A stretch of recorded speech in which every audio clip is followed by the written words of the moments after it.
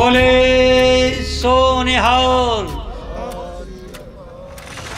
ਇੱਥੇ ਅਸੀਂ ਇੱਕ ਗੁਰਮਤਿ ਪ੍ਰਚਾਰ ਕੇਂਦਰ ਸਥਾਪਿਤ ਕਰੀਏ ਜਿੱਥੇ ਸਾਡੀ ਆਉਣ ਵਾਲੀ ਨੌਜਵਾਨ ਸਾਡੇ ਬੱਚਿਆਂ ਨੂੰ ਕੋਈ ਗੁਰਮਤਿ ਦੀ ਸਿੱਖਿਆ ਮਿਲ ਸਕੇ। ਅਸੀਂ ਇੱਥੇ ਪੜ੍ਹਿਆ ਲਿਖਿਆ ਕੋਈ ਵਿਦਵਾਨ ਸਿੰਘ ਬੁੱਧੀਜੀਵੀ ਸਿੰਘ ਉਹਨਾਂ ਦਾ ਇੱਥੇ ਇੰਤਜ਼ਾਮ ਕਰਾਂਗੇ।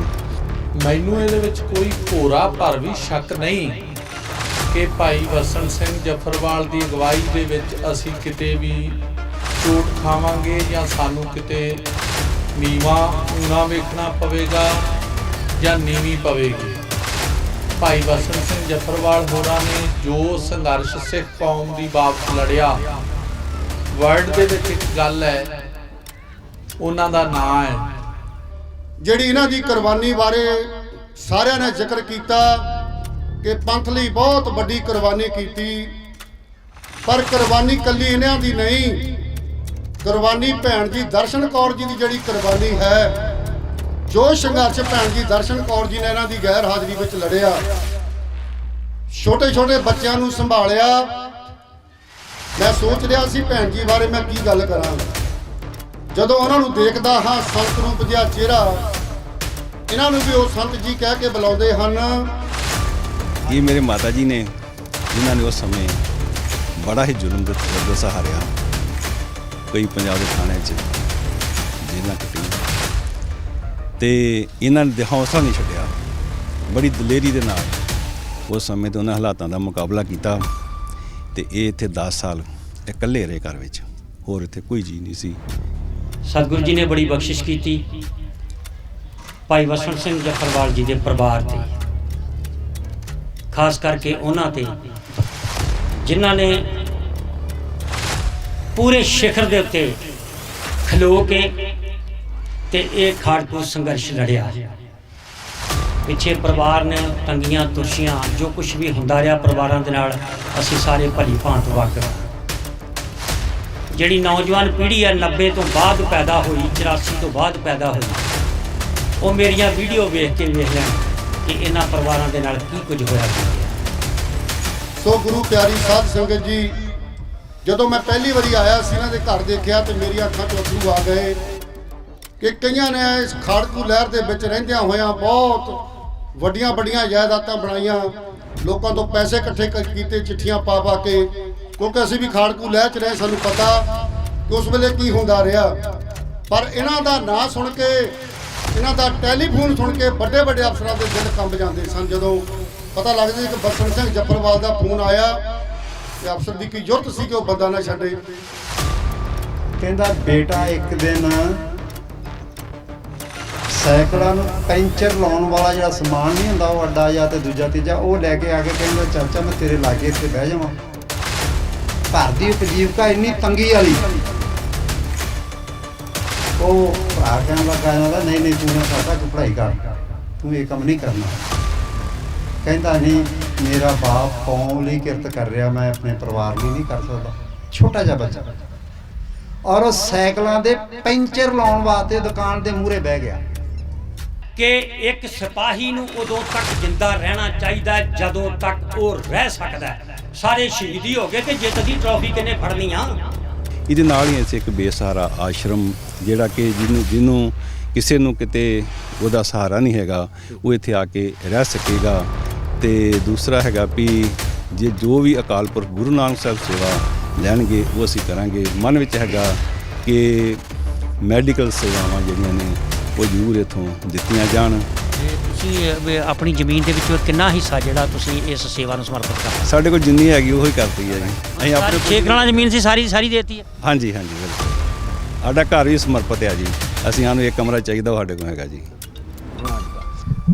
ਜਨਨੀ ਜਨਨੀ ਤਾਂ ਭਗਤ ਜਨ ਕਹਿਦਾ ਤਾ ਕਿ ਸੂਰ, ਵਾਕਿਆ ਹੀ ਭਾਈ ਵਸਣ ਸਿੰਘ ਜਫਰਵਾਲ ਵਰਗਾ ਸੂਰਮਾ ਪੈਦਾ ਕੀਤਾ। ਬੜੀਆਂ ਲੋਕੀ ਗੱਲਾਂ ਕਰਦੇ ਨੇ, ਬੜਾ ਕੁਝ ਕਮੈਂਟਾਂ ਦੇ ਵਿੱਚ ਵੀ ਹੋ ਸਕਦਾ ਕੋਈ ਨੈਗੇਟਿਵ ਕਮੈਂਟ ਵੀ ਕਰਨ, ਪਰ ਭਾਈ ਵਸਣ ਸਿੰਘ ਜਫਰਵਾਲ ਦੀ ਅਸਲੀਅਤ ਬਹੁਤ ਘੱਟ ਲੋਕਾਂ ਨੂੰ ਪਤਾ। ਔਰ ਕਈ ਵਾਰੀ ਹਾਲਾਤ ਐਸੇ ਨਹੀਂ ਹੁੰਦੇ ਕਿ ਉਹ ਸਾਰੀ ਅਸਲੀਅਤ ਜੱਗ ਜ਼ਾਹਰ ਕੀਤੀ ਜਾਏ। ਬੇਸ਼ੱਕ 100 ਤਾਨੇ ਮੇਣੇ ਝੋਲੀ 'ਚ ਪਾ ਕੇ, ਤੇ ਉਹ ਬੜੇ ਸ਼ਾਂਤ ਸੁਭਾਅ ਰਹੇ।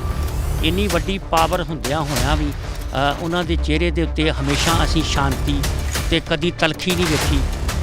ਕਦੀ ਗੁੱਸਾ ਨਹੀਂ ਵੇਖਿਆ। ਲੜਾਈ ਲੜੀ ਆ, ਬੇਸ਼ੱਕ ਲੜਾਈ ਦਾ ਫੈਸਲਾ ਕੁਝ ਵੀ ਹੋਇਆ ਪਰ ਵਧੀਆ ਤਰੀਕੇ ਨਾਲ ਲੜੀ ਆ।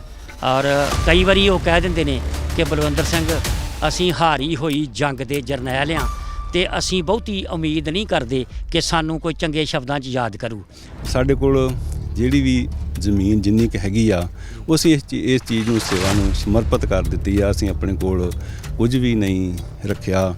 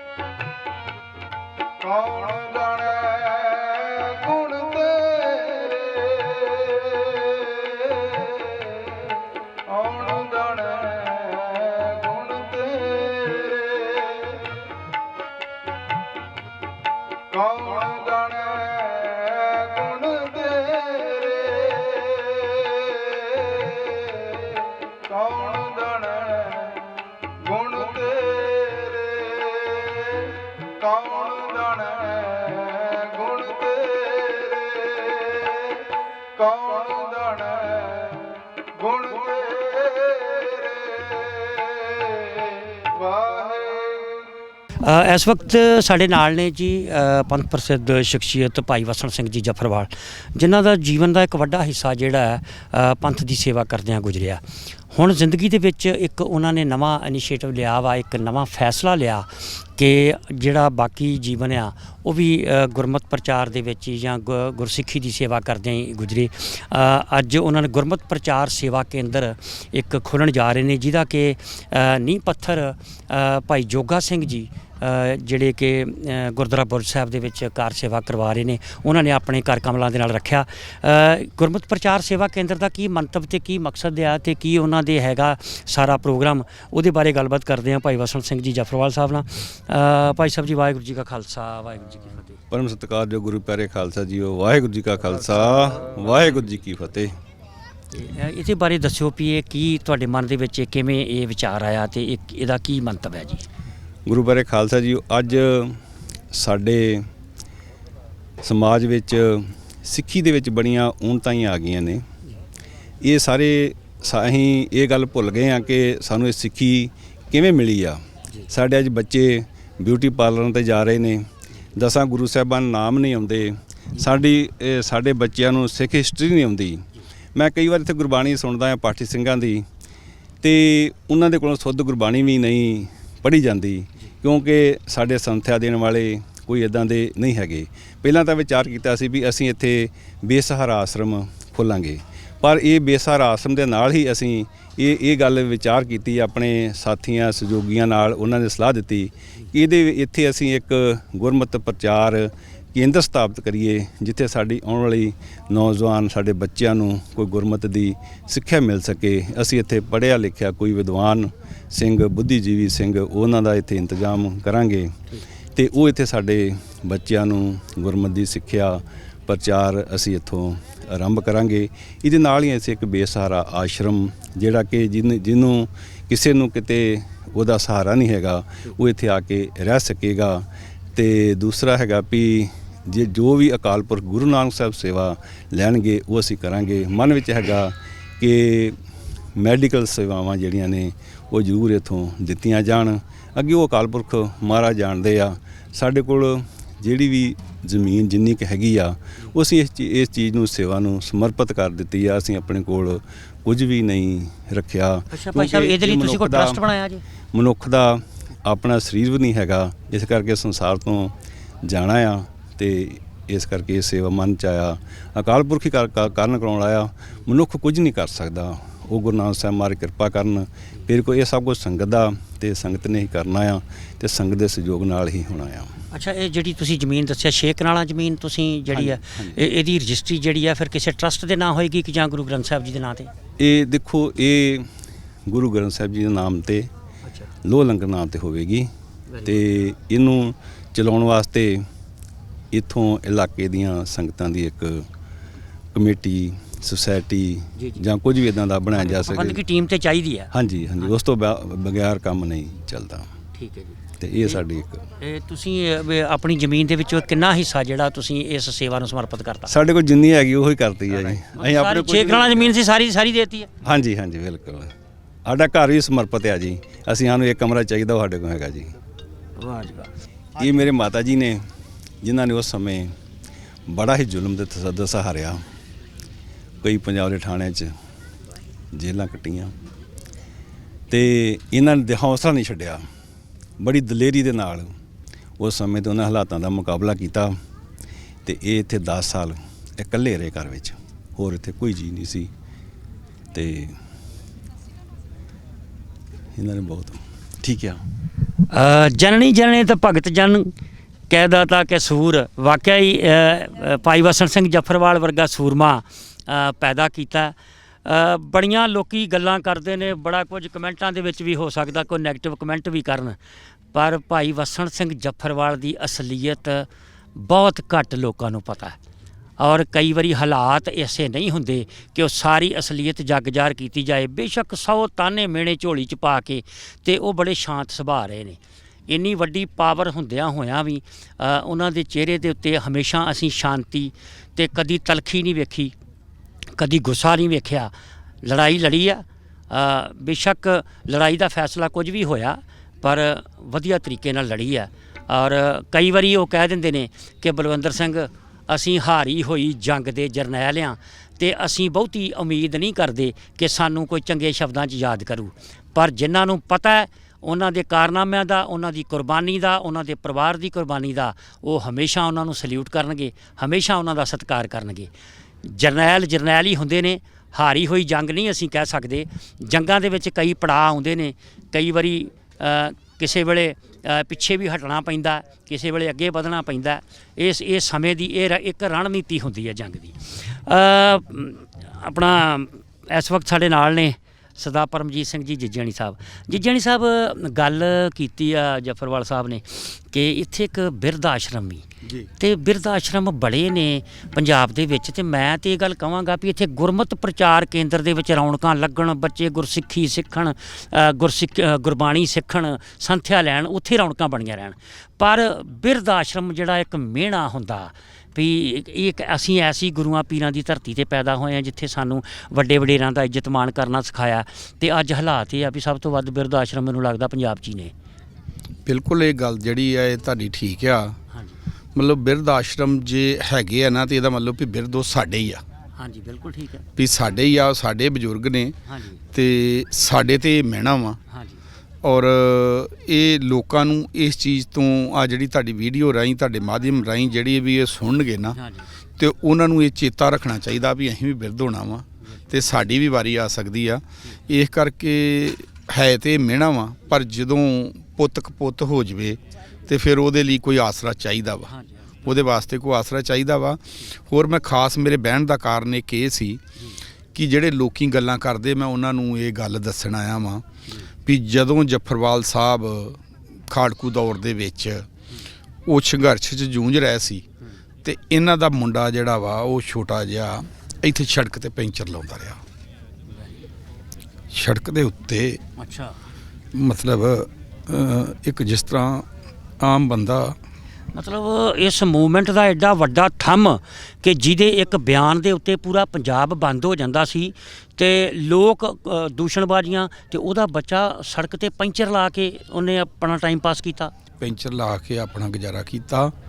ਔਰ ਇੱਕ ਵਾਰੀ ਜਫਰਵਾਲ ਸਾਹਿਬ ਇੱਥੋਂ ਸਰਾਧਾਂ ਦੀ ਚੌਥ ਤੇ ਟਰੱਕ ਜਾਂਦਾ ਵਾ ਜੀ ਇੱਥੋਂ ਪਿੰਡ 'ਚੋਂ, ਤੇ ਉਹ ਟਰੱਕ ਜਾਣਾ ਸੀ ਤੇ ਇਹਨਾਂ ਕੋਲ ਪੈਸਾ ਨਹੀਂ ਕੋਈ, ਅੱਛਾ, ਤੇ ਉਹ ਜਿੱਦ ਕਰਦਾ ਸੀ ਤੇ ਉਹਨਾਂ ਨੂੰ ਮਤਲਬ ਛੋਟਾ ਹੀ ਬੱਚਾ ਸੀ ਤੇ ਉਹ 50 ਰੁਪਏ ਇੱਥੋਂ ਦਿੱਤੇ ਕਿਸੇ ਨੇ ਵੀ ਆ ਲੈ, ਤੇ ਉਹ ਚੌਥ ਤੋਂ 3 ਦਿਨ ਉੱਥੇ ਰਹਿ ਕੇ ਤੇ ਵਾਪਸ ਆਣ ਕੇ ਤੇ ਉਹਨੇ 50 ਰੁਪਏ ਆਪਣੀ ਮਾਤਾ ਨੂੰ ਮੋੜਤੇ। ਅੱਛਾ, ਉਹ ਆਂਦੇ ਵੀ ਤੂੰ ਖਰਚਿਆ ਕਿਉਂ ਨਹੀਂ ਕੋਈ, ਵੀ ਤੂੰ 5-10 ਰੁਪਏ ਖਰਚ ਲੈਣਾ। ਉਹ ਆਂਦਾ ਜੇ ਮੈਂ ਖਰਚ ਲੈਂਦਾ ਤੇ ਤੁਸੀਂ ਦੂਜੀ ਰੀ ਨਹੀਂ ਮੈਨੂੰ ਘਲਾਉਣਾ, ਤੇ ਮੈਂ ਉਸੇ ਤਰ੍ਹਾਂ 50 ਰੁਪਏ ਲਿਆ ਕੇ ਮੋੜਤੇ ਆ। ਮਤਲਬ ਜਿਹੜੇ ਲੋਕ ਕਹਿੰਦੇ ਵੀ ਇਹਨਾਂ ਇੰਨੀਆਂ ਜਾਇਦਾਦਾਂ ਕੋਠੀਆਂ ਇਹ ਉਹ ਤੇ ਅੱਜ ਵੀ ਮਤਲਬ ਉਹਨਾਂ ਨੇ ਇਹ ਬਿਆਨ ਦਿੱਤਾ ਵਾ ਵੀ ਜੇ ਮੇਰਾ ਇਹ ਸਾਰਾ ਕੁਝ ਹੈਗਾ ਵਾ ਨਾ ਤੇ ਤੇ ਉਹ ਦੱਸ ਦੇ ਕੋਈ ਤੇ ਮੇਰੇ ਕੋਲ ਸਾਈਨ ਕਰਾ ਲੇ ਤੇ ਰਜਿਸਟਰੀ ਕਰਾ ਲੇ। ਤੇ ਫਿਰ ਲਾਹਨਤ ਹੀ ਆ ਨਾ ਇਹੋ ਜਿਹੇ ਲੋਕਾਂ ਤੇ ਜਿਹੜੇ ਉਹਨਾਂ ਨੂੰ ਕਹਿੰਦੇ ਆ ਏਜੰਸੀਆਂ ਦੇ ਬੰਦੇ ਆ। ਇਹ ਠੱਪੇ ਲਾਉਣ ਲੱਗਿਆ ਮਿੰਟ ਨਹੀਂ ਲਾਉਂਦੇ ਜੀ। ਇਹੋ ਜਿਨ੍ਹਾਂ ਨੇ ਅੱਜ ਤੱਕ ਪੰਜਾਬ ਦਾ ਘਾਣ ਕੀਤਾ ਵਾ, ਜਿਹੜੇ 24 ਘੰਟੇ ਮਤਲਬ ਜਿਹੜੇ ਸਰਕਾਰ 'ਚ ਰਹੇ ਆ, ਉਹ ਏਜੰਸੀਆਂ ਤੋਂ ਬਿਨਾਂ ਗੌਰਮੈਂਟਾਂ ਬਣਦੀਆਂ ਵਾ। ਔਰ ਜਿਹੜੀ ਅਰੂਸਾ ਇੱਥੇ 15 ਸਾਲਾਂ ਦੀ ਬੈਠੀ ਆ, ਉਹਦੀਆਂ ਰੋਜ਼ ਕੀ ਗੱਲਾਂ ਹੋਣ ਡਈਆਂ ਵਾ। ਇਹ ਲੋਕੀ ਜਿੰਨਾ ਚਿਰ ਇਹ ਆਪਣਾ ਫੈਸਲਾ ਜਿਹੜਾ ਵਾ ਨਾ ਉਹ ਸਹੀ ਨਹੀਂ ਨਾ ਕਰਦੇ ਵੀ, ਉਹਨਾਂ ਚਿਰ ਪੰਜਾਬ ਦਾ ਜਿਹੜਾ ਵਾ ਨਾ ਇਹ ਬੇੜਾ ਗਰਕ ਹੋ ਜਾਣਾ ਵਾ। ਇਹ ਠੱਪਾ ਲਾਉਣ ਲੱਗਿਆ ਮਿੰਟ 'ਚ ਜਿਹੜੇ ਆ ਨਾ ਉਹ ਸਾਰੇ ਲਾਈ ਜਾਂਦੇ ਆ, ਏਜੰਸੀਆਂ ਦਾ, ਸਰਕਾਰੀ ਆ, ਇਹ ਉਹ ਮਤਲਬ ਉਹਨਾਂ ਦੇ ਹਾਲਾਤਾਂ ਨੂੰ ਜਾਣਨ ਤੋਂ ਬਿਨਾਂ, ਉਹਨੂੰ ਮਿਲਣ ਤੋਂ ਬਿਨਾਂ, ਵੇਖਣ ਤੋਂ ਬਿਨਾਂ ਹੀ ਜਿਹੜਾ ਇਹ ਫੈਸਲਾ ਕਰੀ ਜਾਂਦੇ ਆ।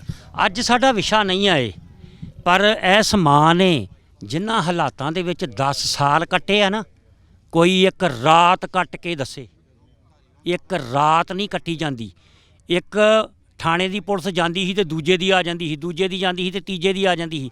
ਪੰਜਾਬ ਦਾ ਐਸਾ ਕੋਈ ਥਾਣਾ ਨਹੀਂ ਜਿਹੜਾ ਇਸ ਮਾਂ ਨੇ ਨਹੀਂ ਵੇਖਿਆ, ਜਿਸ ਦੇ ਪੁੱਤ ਦੇ ਉੱਤੇ ਕਈ ਵਾਰੀ ਇਲਜ਼ਾਮ ਲਾ ਦਿੰਦੇ ਹੋ ਕਿ ਉਹ ਏਜੰਸੀਆਂ ਨਾਲ ਰਲਿਆ, ਉਹਨੇ ਪਤਾ ਨਹੀਂ ਕਿੰਨੀ ਜਾਇਦਾਦ ਬਣਾ ਲਈ। ਕਦੀ ਕਿਤੇ ਨੇੜੇ ਤੋਂ ਆ ਕੇ ਇਹਨਾਂ ਪਰਿਵਾਰਾਂ ਦੇ ਨਾਲ ਬੈਠ ਕੇ ਕਿਤੇ ਘੋਖ ਵਿਚਾਰ ਕਰਕੇ ਕਿਤੇ ਬੈਠ ਕੇ ਵਿਚਾਰ ਕਰੋ। ਏਡੀ ਛੇਤੀ ਨਾ ਸਰਟੀਫਿਕੇਟ ਵੰਡ ਦਿਆ ਕਰੋ। ਤੁਹਾਨੂੰ ਅੰਦਾਜ਼ਾ ਹੀ ਨਹੀਂ ਕਿ ਇਹ ਸਾਡੀ ਮੂਵਮੈਂਟ ਦੇ ਉਹ ਥੰਮ ਸੀ, ਜਦੋਂ ਇਹ ਕਿਤੇ ਬੋਲਦੇ ਹੁੰਦੇ ਸੀ ਤੇ ਸਰਕਾਰਾਂ ਦੇ ਥੰਮ ਥਿੜਕਦੇ ਹੁੰਦੇ ਸੀ। ਭਾਈ ਦਲਜੀਤ ਸਿੰਘ ਬਿੱਟੂ ਆ, ਭਾਈ ਵਸਣ ਸਿੰਘ ਜਫਰਵਾਲ ਆ, ਤੇ ਹੋਰ ਬਈ ਵੱਡੇ ਨਾਂ ਜਿਹੜੇ ਅੱਜ ਵੀ ਜਿਉਂਦੇ ਆ।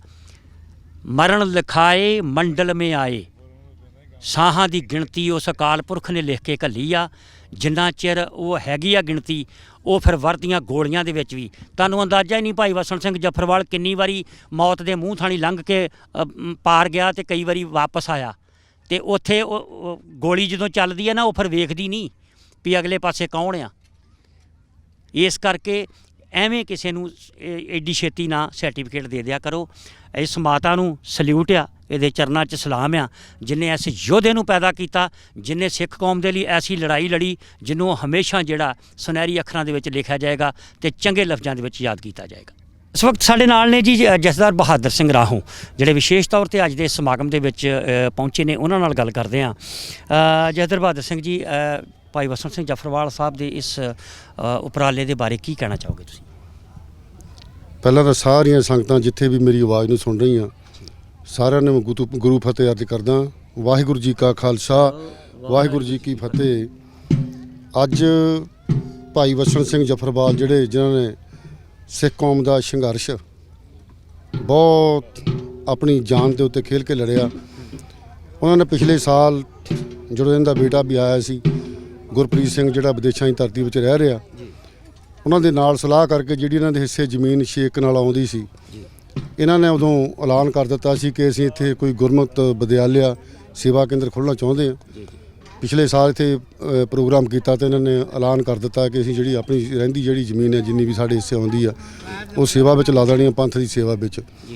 ਪਹਿਲਾਂ ਇਹ ਸਾਰੇ ਪਰਿਵਾਰ ਨੇ, ਭੈਣ ਜੀ ਦਰਸ਼ਨ ਕੌਰ ਜਿਹੜੀ ਇਹਨਾਂ ਦੀ ਧਰਮ ਪਤਨੀ ਆ, ਇਹਨਾਂ ਦੀ ਮਾਤਾ ਜਿਹੜੇ ਬਜ਼ੁਰਗ ਹੋ ਚੁੱਕੇ ਆ, ਇਹਨਾਂ ਦੇ ਪਿਤਾ ਜਥੇਦਾਰ ਸਰਜੀਤ ਸਿੰਘ ਜੀ ਜਿਹੜੇ ਪ੍ਰਲੋਕ ਸੁਧਾਰ ਗਏ, ਸਾਰਿਆਂ ਨੇ ਜਿਹੜਾ ਕੌਮ ਦਾ, ਇਹਨਾਂ ਦੇ ਭਰਾਵਾਂ ਨੇ, ਇਹਨਾਂ ਦੀਆਂ ਭਰਜਾਈਆਂ ਨੇ, ਸਾਰੇ ਪਰਿਵਾਰ ਨੇ ਜਿਹੜਾ ਕੌਮ ਦਾ ਸੰਘਰਸ਼ ਇਹ ਲੜਿਆ।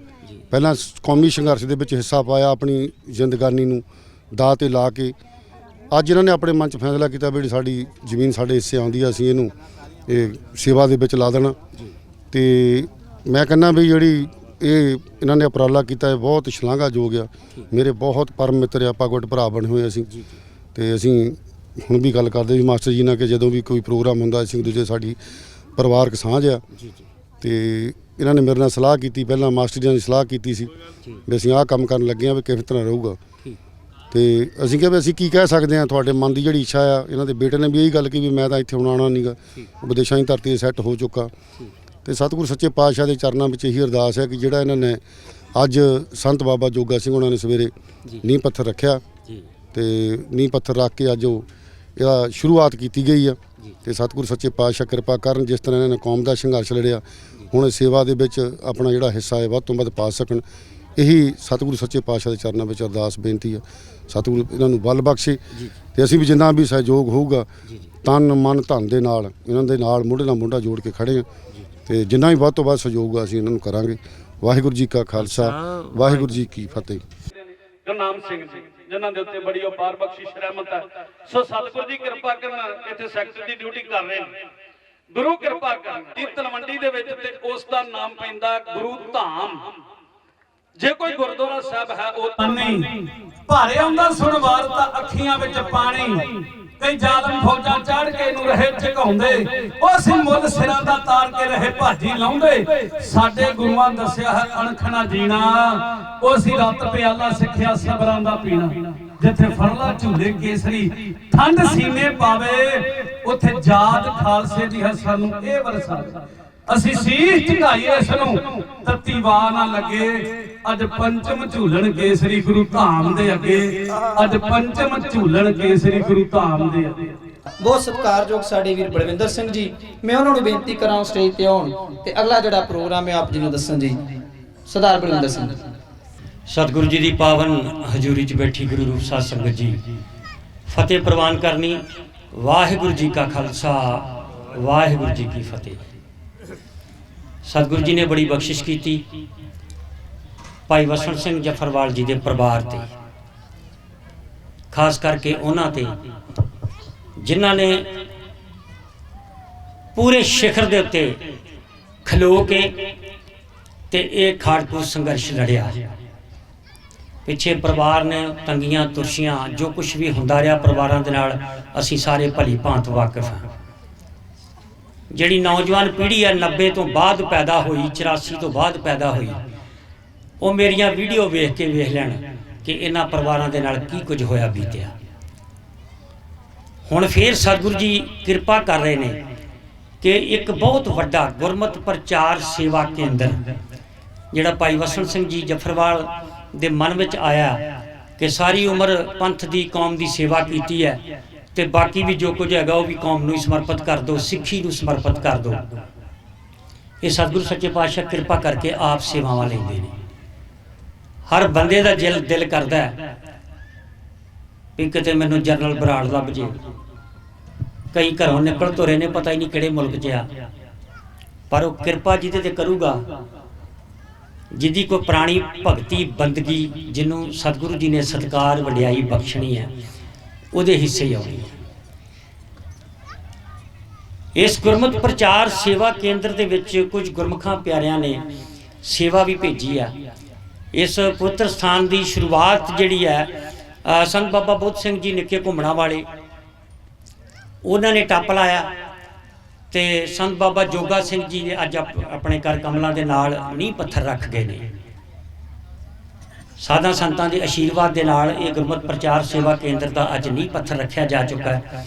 ਅਸੀਂ ਸਾਰੇ ਭੈਣ ਭਰਾ ਅੱਜ ਇਸ ਨੇਕ ਕਾਰਜ ਦੇ ਗਵਾਹ ਵਜੋਂ ਅੱਜ ਇੱਥੇ ਸਾਰੇ ਮੌਜੂਦ ਹੈ। ਪੰਥ ਪ੍ਰਸਿੱਧ ਹਸਤੀਆਂ ਜਿਹੜੀਆਂ ਨੇ ਇਸ ਨੇਕ ਕਾਰਜ ਦੇ ਲਈ ਅਰਦਾਸ ਕਰਨ ਦੇ ਲਈ, ਆਸ਼ੀਰਵਾਦ ਦੇਣ ਦੇ ਲਈ ਇੱਥੇ ਸਭ ਪਹੁੰਚੀਆਂ ਨੇ। ਸਾਰਿਆਂ ਨੂੰ ਅਸੀਂ ਜੀ ਆਇਆਂ ਨੂੰ ਆਖਦੇ ਹਾਂ, ਬਹੁਤ ਧੰਨਵਾਦ ਕਰਦੇ ਹਾਂ। ਹੁਣ ਕੁਝ ਮੁਅੱਜ਼ਜ਼ ਹਸਤੀਆਂ ਨੂੰ ਮੈਂ ਇਸ ਮਾਈਕ ਦੇ ਉੱਤੇ ਇੱਥੇ ਸੱਦਾ ਦੇਣ ਜਾ ਰਿਹਾ। ਉਹਨਾਂ ਨੂੰ ਬੇਨਤੀ ਹੈ ਕਿ ਥੋੜ੍ਹੇ ਲਫ਼ਜ਼ਾਂ ਦੇ ਵਿੱਚ ਵਧੀਆ ਢੰਗ ਦੇ ਨਾਲ ਅੱਜ ਦੇ ਸਮਾਗਮ ਬਾਰੇ ਔਰ ਭਾਈ ਵਸਣ ਸਿੰਘ ਜਫਰਵਾਲ ਜੀ ਦੀ ਸੋਚ ਬਾਰੇ ਜਿਹੜੀ ਆ ਆਪਣੇ ਵਿਚਾਰ ਜ਼ਰੂਰ ਸਾਂਝੇ ਕਰਨ। ਚਵਰ ਛਤਰ ਤਖਤ ਦੇ ਮਾਲਕ ਧੰਨ ਧੰਨ ਸ੍ਰੀ ਗੁਰੂ ਗ੍ਰੰਥ ਸਾਹਿਬ ਜੀਆਂ ਦੀ ਹਜ਼ੂਰੀ ਅੰਦਰ ਬਿਰਾਜਮਾਨ ਭਾਈ ਵਸਣ ਸਿੰਘ ਜੀ ਹੋਰਾਂ ਵੱਲੋਂ ਬਹੁਤ ਵੱਡੇ ਜਿਹੜੇ ਕੀਤੇ ਜਾ ਰਹੇ ਉਪਰਾਲੇ, ਉਹਨਾਂ 'ਚ ਪਹੁੰਚੀ ਹੋਈ ਸੰਗਤ, ਸੰਪਰਦਾਵਾਂ ਦੇ ਮੁਖੀ ਸਾਰੇ ਫਤਿਹ ਬੁਲਾਓ। ਵਾਹਿਗੁਰੂ ਜੀ ਕਾ ਖਾਲਸਾ, ਵਾਹਿਗੁਰੂ ਜੀ ਕੀ ਫਤਿਹ। ਬਹੁਤ ਵਡਭਾਗਾ ਸਮਾਂ ਆ ਕਿ ਭਾਈ ਵਸਣ ਸਿੰਘ ਜੀ ਹੋਰਾਂ ਨੇ ਮੇਰੇ ਤੋਂ ਪਹਿਲੋਂ ਭਾਈ ਸਾਹਿਬ ਨੇ ਜ਼ਿਕਰ ਕੀਤਾ, ਜਿਹੜੇ ਵੀ ਗੁਰਮਤਿ ਵਿਦਿਆਲੇ ਦਾ ਜਾਂ ਸਿੱਖੀ ਪ੍ਰਚਾਰ ਦੀ ਸੰਥਿਆ ਦੇਣ ਦਾ ਜਾਂ ਗੁਰੂ ਨਾਲ ਜੋੜਨ ਦੀਆਂ ਜਿਹੜੀਆਂ ਵੀ ਇੱਥੇ ਗੁਰੂ ਸਾਹਿਬ ਦਾ ਸਥਾਨ ਬਣ ਰਿਹਾ, ਮੈਂ ਸਮਝਦਾ ਕਿ ਸਮੇਂ ਦੀ ਬਹੁਤ ਵੱਡੀ ਲੋੜ ਆ। ਭਾਈ ਸਾਹਿਬ ਨੇ ਸਾਡੀ ਸਿੱਖ ਕੌਮ ਦਾ ਜਿੱਥੇ ਨਾਂ ਉੱਚਾ ਕੀਤਾ, ਸਾਡੇ ਇਸ ਇਲਾਕੇ ਦਾ ਨਾਂ ਉੱਚਾ ਕੀਤਾ। ਬਹੁਤ ਵੱਡਾ ਸੰਘਰਸ਼ ਜਿੱਥੇ ਇਹਨਾਂ ਨੇ ਪਹਿਲੋਂ ਵੀ ਸਾਡੀ ਸਿੱਖ ਕੌਮ ਦੀ ਪੱਗ ਉੱਚੀ ਕਰਨ ਵਾਸਤੇ ਲੜਿਆ, ਔਰ ਮੈਂ ਸਮਝਦਾ ਕਿ ਇਹ ਉਸ ਤੋਂ ਵੀ ਵੱਡਾ ਉਪਰਾਲਾ ਜਿਹੜਾ ਇਹ ਕਰਨ ਜਾ ਰਹੇ ਆ। ਗੁਰੂ ਸਾਹਿਬ ਸੱਚੇ ਪਾਤਸ਼ਾਹ ਜੀ ਅੱਗੇ ਮੈਂ ਵੀ ਅਰਦਾਸ ਕਰਦਾ ਕਿ ਇਹੋ ਜਿਹੇ ਉਪਰਾਲੇ ਜਿਹੜੇ ਆ ਸੰਗਤਾਂ ਦੇ ਸਹਿਯੋਗ ਨਾਲ ਹੁੰਦੇ ਆ, ਗੁਰੂ ਸਾਹਿਬ ਦੇ ਆਸ਼ੀਰਵਾਦ ਨਾਲ ਹੁੰਦੇ ਆ। ਇਹ ਜਿਹੜੇ ਉਪਰਾਲੇ ਦੇ ਵਿੱਚ ਸਾਰੇ ਹੀ ਵੱਧ ਚੜ ਕੇ ਹਿੱਸਾ ਵੀ ਪਾਈਏ, ਸਹਿਯੋਗ ਵੀ ਦਈਏ। ਬਹੁਤ ਧੰਨਵਾਦ ਭਾਈ ਰਮਨਦੀਪ ਸਿੰਘ ਜੀ ਸੰਧੂ ਸਾਹਿਬ। ਹੁਣ ਮੈਂ ਬੇਨਤੀ ਕਰਾਂ ਜੀ ਸਰਦਾਰ ਹਰਦਿਆਲ ਸਿੰਘ ਜੀ ਗਜਨੀਪੁਰ, ਉਹ 2 ਮਿੰਟ ਲਈ ਮਾਈਕ ਦੇ ਉੱਤੇ ਆਉਣ ਜੀ। ਗੁਰੂ ਰੂਪ ਗੁਰੂ ਪਿਆਰੀ ਸਾਧ ਸੰਗਤ ਜੀ ਫਤਿਹ ਬੁਲਾਓ। ਵਾਹਿਗੁਰੂ ਜੀ ਕਾ ਖਾਲਸਾ, ਵਾਹਿਗੁਰੂ ਜੀ ਕੀ ਫਤਿਹ। ਮੈਂ ਬੇਨਤੀ ਕਰਾਂਗਾ, ਬਾਣੀਆਂ ਬਬਾਣੀਆਂ ਪੁੱਤ ਸਪੁੱਤ ਕਰੇਨ, ਜਿਨ੍ਹਾਂ ਨੇ ਲੰਬਾ ਸਮਾਂ ਇਸ ਡੇਰੇ 'ਚ ਇਸ ਇਲਾਕੇ ਨੂੰ ਜਿੰਨਾ ਠੰਡਾ ਆਪਣਾ ਆਸ਼ੀਰਵਾਦ ਦੇ ਕੇ, ਮੇਰੇ ਕਹਿਣ ਦਾ ਭਾਵ ਸਰਦਾਰ ਸਰਜੀਤ ਸਿੰਘ ਜੀ, ਬਾਪੂ ਸਰਜੀਤ ਸਿੰਘ ਜੀ ਜਫਰਵਾਲ, ਜਿਨ੍ਹਾਂ ਨੇ ਇਸ ਇਲਾਕੇ ਨੂੰ ਬਹੁਤ ਵੱਡੀ ਦੇਣ ਦੇ ਕੇ ਤੱਤੀ ਵਾਹ ਨਹੀਂ ਲੱਗਣ ਦਿੱਤੀ ਲੰਬਾ ਸਮਾਂ। ਮੇਰਾ ਖਿਆਲ ਹੈ ਉਹਨਾਂ ਦੇ ਨਾਂ ਤੇ ਹੀ ਇਹ ਧਰਮ ਪ੍ਰਚਾਰ ਲਹਿਰ ਜਿਹੜੀ ਆ ਉਹ ਸ਼ੁਰੂ ਭਾਈ ਸਾਹਿਬ ਕਰ ਰਹੇ ਨੇ। ਭਾਈ ਸਾਹਿਬ ਉਹਨਾਂ ਨੇ ਕੌਮ ਨੂੰ ਬਹੁਤ ਵੱਡੀ ਦੇਣ ਦਿੱਤੀ, ਸਿੱਖ ਧਰਮ 'ਚ ਚੰਗੀ ਥਾਂ ਦੇ ਕੇ ਲੋਕਾਂ ਨੂੰ, ਚੰਗਾ ਸਿੱਖਿਆ ਦੇ ਕੇ ਲੋਕਾਂ ਨੂੰ ਤੇ ਪੰਥ ਦੇ ਨਾਲ ਜੋੜਨ ਦੀ ਜਿਹੜੀ ਕਵਾਇਦ ਸ਼ੁਰੂ ਕੀਤੀ। ਅੱਜ ਜਿਨ੍ਹਾਂ ਦੀਆਂ ਸਿੱਖਿਆਵਾਂ ਤੇ ਚੱਲ ਕੇ ਸਰਦਾਰ ਵਸਣ ਸਿੰਘ ਜੀ, ਭਾਈ ਸਾਹਿਬ ਭਾਈ ਵਸਣ ਸਿੰਘ ਜੀ ਜਫਰਵਾਲ, ਬਾਪੂ ਸੁਰਜੀਤ ਸਿੰਘ ਦੀਆਂ ਸਿੱਖਿਆਵਾਂ ਤੇ ਚੱਲ ਕੇ, ਜਿਨ੍ਹਾਂ ਨੂੰ ਮੈਂ ਕਹਾਂ ਇੱਕ ਚੰਗੀ ਖੁੱਲੀ ਕਿਤਾਬ, ਜੇ ਇੱਕ ਯੂਨੀਵਰਸਿਟੀ ਵੀ ਕਹਿ ਲਈਏ ਤੇ ਕੋਈ ਹੱਥ ਕਸਣੀ ਨਹੀਂ। ਇਹ ਜੋ ਵੀ ਅੱਜ ਦੇਣ ਹੈ ਬਾਪੂ ਸਰਜੀਤ ਸਿੰਘ ਜੀ ਦੀ ਦੇਣ ਹੈ। ਤੇ ਸਰਦਾਰ ਸਰਜੀਤ ਸਿੰਘ ਜੀ ਲੰਬਾ ਸਮਾਂ ਲੋਕਾਂ ਦੇ ਦੁੱਖ ਤਕਲੀਫਾਂ ਝੱਲ ਕੇ ਤੇ ਅੱਜ ਇਸ ਸਥਾਨ ਤੇ ਉਹਨਾਂ ਨੂੰ ਜੇ ਉਸ ਇੱਕ ਚੰਗੀ ਸਿੱਖਿਆ, ਇੱਕ ਚੰਗੀ ਸੰਸਥਾ ਖੋਲ੍ਹਣ ਜਾ ਰਹੇ ਤੇ ਅਸੀਂ ਉਹਨਾਂ ਨੂੰ ਵਧਾਈ ਦਿੰਦੇ ਹਾਂ। ਜੋ ਵੀ ਯੋਗਦਾਨ ਪਾ ਸਕਦੇ ਹੋਏ ਜ਼ਰੂਰ ਸਮੇਂ ਨਾਲ ਪਾਵਾਂਗੇ। ਵਾਹਿਗੁਰੂ ਜੀ ਕਾ ਖਾਲਸਾ, ਵਾਹਿਗੁਰੂ ਜੀ ਕੀ ਫਤਿਹ। ਬਹੁਤ ਧੰਨਵਾਦ ਜੀ। ਹੁਣ ਮੈਂ ਬੇਨਤੀ ਕਰਾਂ ਸਰਦਾਰ ਰਮਨਦੀਪ ਸਿੰਘ ਜੀ ਭੰਗਚੜੀ। ਸਤਿਗੁਰੂ ਸਰੂਪ ਖਾਲਸਾ ਜੀ ਗੱਜ ਕੇ ਬੁਲਾਓ। ਵਾਹਿਗੁਰੂ ਜੀ ਕਾ ਖਾਲਸਾ, ਵਾਹਿਗੁਰੂ ਜੀ ਕੀ ਫਤਿਹ। ਮੈਨੂੰ ਇਹਦੇ ਵਿੱਚ ਕੋਈ ਭੋਰਾ ਭਰ ਵੀ ਸ਼ੱਕ ਨਹੀਂ ਕਿ ਭਾਈ ਵਸਣ ਸਿੰਘ ਜਫਰਵਾਲ ਦੀ ਅਗਵਾਈ ਦੇ ਵਿੱਚ ਅਸੀਂ ਕਿਤੇ ਵੀ ਚੋਟ ਖਾਵਾਂਗੇ ਜਾਂ ਸਾਨੂੰ ਕਿਤੇ ਨੀਵਾਂ ਊਣਾ ਵੇਖਣਾ ਪਵੇਗਾ ਜਾਂ ਨੀਵੀਂ ਪਵੇਗੀ। ਭਾਈ ਵਸਣ ਸਿੰਘ ਜਫਰਵਾਲ ਹੋਰਾਂ ਨੇ ਜੋ ਸੰਘਰਸ਼ ਸਿੱਖ ਕੌਮ ਦੀ ਬਾਬਤ ਲੜਿਆ, ਵਰਲਡ ਦੇ ਵਿੱਚ ਇੱਕ ਗੱਲ ਹੈ, ਉਹਨਾਂ ਦਾ ਨਾਂ ਹੈ। ਮੈਂ ਤੇ ਭਾਈ ਗੁਰਦਿਆਲ ਸਿੰਘ ਜੀ ਮਰਹਾਣਾ ਜਿਹੜੇ ਹਰੀਕਿਆਂ ਤੋਂ ਮੇਰੇ ਨਾਲ ਆਏ ਹੈ, ਚੰਗੇ ਉੱਗੇ ਕਾਰੋਬਾਰੀ ਹੈ। ਅਸੀਂ ਗੱਲ ਕਰਦੇ ਆਉਂਦੇ ਸਾਂ ਇਹਨਾਂ ਮੁੰਡਿਆਂ ਨਾਲ, ਨੌਜਵਾਨ ਜਿਹੜੇ ਸਾਡੇ ਨਾਲ ਆਏ ਹੈ, ਕਿ ਭਾਈ ਅੱਜ ਕੱਲ YouTube ਤੇ ਜਾਂ Facebook ਤੇ ਹਰੇਕ ਕੋਈ ਥਿਆ ਜਾਂਦਾ, ਜੇ ਕੋਈ Google ਤੇ ਥਿਆਉਂਦਾ ਹੈ ਤਾਂ ਉਹ ਭਾਈ ਵਸਣ ਸਿੰਘ ਜਫਰਵਾਲ ਵਰਗੀਆਂ ਸ਼ਖਸੀਅਤਾਂ ਜਿਨ੍ਹਾਂ ਨੇ ਸਿੱਖ ਕੌਮ ਦੀ ਬਾਬਤ ਬੜੀਆਂ ਵੱਡੀਆਂ ਪਲਾਂਘਾਂ ਪੱਟੀਆਂ ਔਰ ਸਫਲਤਾਪੂਰਵਕ ਪਲਾਂਘਾਂ ਪੱਟੀਆਂ। ਜਿਹੜਾ ਸੰਘਰਸ਼ ਲੜਿਆ ਇਹਨਾਂ ਨੇ ਤੋੜ ਨਿਭਾਇਆ। ਤੇ ਜਿਹੜਾ ਅੱਜ ਇਹ ਕੰਮ ਸ਼ੁਰੂ ਕਰਨ ਜਾ ਰਹੇ ਆ এনवायरमेंट ਦੇ ਬਾਰੇ 'ਚ, ਜਿਹੜਾ ਸਾਨੂੰ ਐਜੂਕੇਸ਼ਨ ਦੀ ਜ਼ਰੂਰਤ ਹੈ, ਕੌਮ ਨੂੰ ਐਜੂਕੇਟ ਕਰਨਾ, ਉਹਦੀ ਬਾਬਤ ਵਿਸਥਾਰ ਨਾਲ ਤੁਹਾਨੂੰ ਦੱਸਿਆ ਗਿਆ ਹੈ। ਮੈਂ ਸਮਝਦਾ ਹੈ ਕਿ ਇਹ ਬਹੁਤ ਜ਼ਿਆਦਾ ਚੰਗਾ ਕਦਮ ਹੈ ਤੇ ਜੇ ਇਹਨਾਂ ਦੀ ਅਗਵਾਈ ਦੇ ਵਿੱਚ ਪੱਟਿਆ ਜਾ ਰਿਹਾ ਹੈ ਤੇ ਜਿਵੇਂ ਵਿਸ਼ਵ ਦੇ ਵਿੱਚ ਸੰਘਰਸ਼ ਦੇ ਦੌਰਾਨ ਇਹਨਾਂ ਦਾ ਨਾਂ ਜਿਹੜਾ ਚਮਕਿਆ ਸੀ ਤੇ ਉਹ ਵਿਸ਼ਵ ਦੇ ਵਿੱਚ ਇਹ ਸਿੱਖ ਕੌਮ ਦਾ ਸਿਰ ਹੁਣ ਵੀ ਇਸ ਖਿੱਤੇ ਦੇ ਵਿੱਚ ਵੀ ਇਹ ਕੰਮ ਕਰਕੇ ਜਿਹੜਾ ਹੈ ਉਹ ਬਹੁਤ ਉੱਚਾ ਕਰਨਗੇ। ਜਦੋਂ ਮੈਂ ਇਹਨਾਂ ਦੇ ਪਿਛਲੀ ਵਾਰੀ ਘਰੇ ਗਿਆ ਤੇ ਅੰਦਰ ਇਹਨਾਂ ਦੇ ਬੈਡਰੂਮ 'ਚ ਜਾ ਕੇ ਬੈਠਾ ਤੇ ਮੈਨੂੰ ਆਭਾਸ ਹੋਇਆ ਕਿ ਕੌਮ ਵਾਸਤੇ ਨਿਰੀਆਂ ਪੁਰੀਆਂ ਕੁਰਬਾਨੀਆਂ ਹੀ ਕੀਤੀਆਂ, ਆਪਦੇ ਘਰ ਦਾ ਬਣਾਇਆ ਹੀ ਡੱਕਾ ਨਹੀਂ। ਤਾਂ ਇਸ ਕਰਕੇ ਸਾਨੂੰ ਇਹਨਾਂ ਦੇ ਕੋਖ ਕਰਕੇ ਇਹ ਜਿਹੇ ਲੀਡਰ ਸਾਨੂੰ ਜਿਹੜੇ ਹੈ ਉਹ ਦੁਬਾਰਾ ਮਿਲਦੇ ਨਹੀਂ। ਭਾਈ ਮੋਹਕਮ ਸਿੰਘ ਵਰਗੇ ਰੌਸ਼ਨ ਦਿਮਾਗ ਬੰਦੇ ਜਿਹੜੇ ਹੈ, ਜਿਨ੍ਹਾਂ ਦੀ ਅਗਵਾਈ ਦੇ ਵਿੱਚ ਅਸੀਂ ਸਾਰੇ ਚੱਲਦੇ ਹਾਂ, ਪੋਲੀਟੀਕਲੀ ਕੰਮ ਧੰਦਾ ਕਰਦੇ ਹਾਂ, ਤੇ ਨਾਲ ਸਾਰੇ ਜਣੇ ਆਪਾਂ ਨੂੰ ਇਹੋ ਜਿਹੇ ਲੀਡਰ ਮਿਲਣੇ ਨਹੀਂ ਹੈ। ਮੈਂ ਤੁਹਾਨੂੰ ਸਾਰਿਆਂ ਨੂੰ ਸਹਿਯੋਗ ਦੀ ਅਪੀਲ ਕਰਦਾ ਹਾਂ। ਸਤਿਗੁਰੂ ਜੀ ਕਿਰਪਾ ਕਰਨ, ਇਸੇ ਤਰ੍ਹਾਂ ਬਾਬਾ ਵਸਣ ਸਿੰਘ ਜੀ ਜਫਰਵਾਲ ਸਾਹਿਬ ਹੋਰਾਂ ਦੇ ਸਿਰ ਤੇ ਮਿਹਰ ਦਾ ਭਰਿਆ ਹੱਥ ਰੱਖ ਕੇ ਆਪਣੀਆਂ ਸੇਵਾਵਾਂ ਆਪ ਲੈਂਦੇ ਰਹਿਣ। ਵਾਹਿਗੁਰੂ ਜੀ ਕਾ ਖਾਲਸਾ, ਵਾਹਿਗੁਰੂ ਜੀ ਕੀ ਫਤਿਹ ਜੀ। ਮਾਸਟਰ ਜੌਹਰ ਸਿੰਘ ਜੀ, ਪ੍ਰਧਾਨ ਗੁਰਦੁਆਰਾ ਘੱਲੂਘਾਰਾ ਸਾਹਿਬ। ਧੰਨ ਧੰਨ ਸਾਹਿਬ ਸਤਿਗੁਰੂ ਗੁਰੂ ਗ੍ਰੰਥ ਸਾਹਿਬ ਪਾਤਸ਼ਾਹ ਜੀ ਦੀ ਪਵਿੱਤਰ ਹਜ਼ੂਰੀ ਵਿੱਚ ਜੁੜੀ ਸਾਧ ਸੰਗਤ ਜੀ ਫਤਿਹ ਸਾਂਝੀ ਕਰੀਏ। ਗੱਜ ਕੇ ਬੁਲਾ ਵਾਹਿਗੁਰੂ ਜੀ ਕਾ ਖਾਲਸਾ, ਵਾਹਿਗੁਰੂ ਜੀ ਕੀ ਫਤਿਹ। ਅੱਜ ਅਸੀਂ ਜਥੇਦਾਰ ਵਸਣ ਸਿੰਘ ਜੀ ਦੇ ਸੱਦੇ ਤੇ ਗੁਰਮਤਿ ਪ੍ਰਚਾਰ ਕੇਂਦਰ ਸ਼ੁਰੂ ਕਰਨ ਲਈ ਗੁਰੂ ਦਰਬਾਰ ਵਿੱਚ ਅਰਦਾਸ ਕਰਨ ਲਈ ਇਕੱਤਰ ਹੋਏ ਹਾਂ। ਮੈਨੂੰ ਜਿੱਥੇ ਜਥੇਦਾਰ ਵਸਣ ਸਿੰਘ ਹੁਣਾਂ ਨਾਲ ਵਿਚਰਨ ਦਾ ਸਮਾਂ ਮਿਲਿਆ, ਉੱਥੇ ਇਹਨਾਂ ਦੇ ਪਿਤਾ ਸਾਹਿਬ ਸੁਰਜੀਤ ਸਿੰਘ ਜੀ ਨਾਲ ਵੀ ਕਾਫੀ ਲੰਮਾ ਸਮਾਂ ਵਿਚਰਨ ਦਾ ਸਮਾਂ ਮਿਲਿਆ। ਤੇ ਜਦ 1981-82 ਧਰਮ ਯੁੱਧ ਮੋਰਚੇ ਦਾ ਸਮਾਂ ਆਇਆ, ਜਫਰਵਾਲ ਸਾਹਿਬ ਇਹ ਕੇਵਲ 20-21 ਸਾਲ ਦੇ ਸਨ। ਜਦ ਉਸ ਮੋਰਚੇ ਵਿੱਚ ਸ਼ਾਮਲ ਹੋ ਗਏ ਤੇ ਅੱਜ ਤੱਕ 1982 ਤੋਂ ਲੈ ਕੇ ਅੱਜ ਤੱਕ ਧਰਮ ਯੁੱਧ ਮੋਰਚੇ ਵਿੱਚ ਹੀ ਚੱਲਦੇ ਆ ਰਹੇ ਨੇ। ਬੜਾ ਲੰਮਾ ਸਮਾਂ ਇਹਨਾਂ ਨੇ ਸਫ਼ਰ ਕੀਤਾ, ਅੰਡਰਗਰਾਊਂਡ ਰਹਿ ਕੇ ਬਹੁਤ ਤਰ੍ਹਾਂ ਦੀਆਂ ਜੇਲ੍ਹਾਂ ਕੱਟੀਆਂ। ਤੇ ਮੈਨੂੰ ਇਹ ਦੱਸਦਿਆਂ ਵੀ ਖੁਸ਼ੀ ਹੋ ਰਹੀ ਹੈ ਵੀ ਜਥੇਦਾਰ ਉਹਨਾਂ ਨੇ ਜਦੋਂ ਸਾਡੇ ਕੋਲ ਜਾਣਾ, ਮੰਗਣਾ ਕੁਛ ਨਹੀਂ ਤੇ ਤੁਰਨ ਲੱਗਿਆ ਇੰਨਾ ਹੀ ਕਹਿਣਾ ਵੀ ਰਾਹ ਦੱਸ ਵੀ ਕਿਹੜਾ ਵਿਖੜਾ ਪੈਂਦਾ ਹੈ, ਕਿਹੜਾ ਰਾਹ ਹੈ ਜਿਸ ਪਾਸੇ ਵੱਲ ਦੀ ਜਾਈਏ। ਅਸੀਂ ਬਹੁਤ ਹੋਰ ਲੋਕ ਦੇਖੇ ਜਿਹੜੇ ਪੈਸੇ ਇਕੱਠੇ ਕਰਦੇ ਸਨ। ਅੱਜ ਗੁਰਦਾਸਪੁਰ ਦੇ ਕੀ, ਧਾਰੀਵਾਲ ਦੇ ਕੀ, ਸਮੁੱਚਾ ਪੰਜਾਬ ਕੋਈ ਵਿਅਕਤੀ ਨਹੀਂ ਕਹਿ ਸਕਦਾ ਵੀ ਪੰਥਕ ਕਮੇਟੀ ਦੇ ਮੈਂਬਰ ਰਹੇ, ਬਹੁਤ ਵੱਡੇ ਖਾੜਕੂ ਜਿਹੜਾ ਕਿਸੇ ਨੂੰ ਕਿਤੇ ਟੈਲੀਫੋਨ ਕੀਤਾ ਹੋਵੇ, ਕਿਤੇ ਸੁਨੇਹਾ ਭੇਜਿਆ ਹੋਵੇ।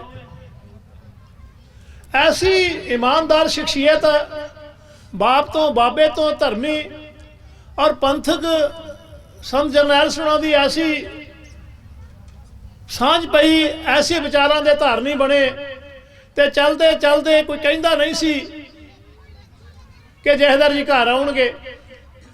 ਤੇ ਜਿਹਨਾਂ ਦਾ ਮਨ ਸਾਫ਼ ਹੋਵੇ, ਜਿਹਨਾਂ ਦੇ ਵੱਲ ਗੁਰੂ ਹੋਵੇ, ਉਹ ਹਮੇਸ਼ਾ ਚੜ੍ਹਦੀ ਕਲਾ 'ਚ ਰਹਿੰਦੇ ਆ।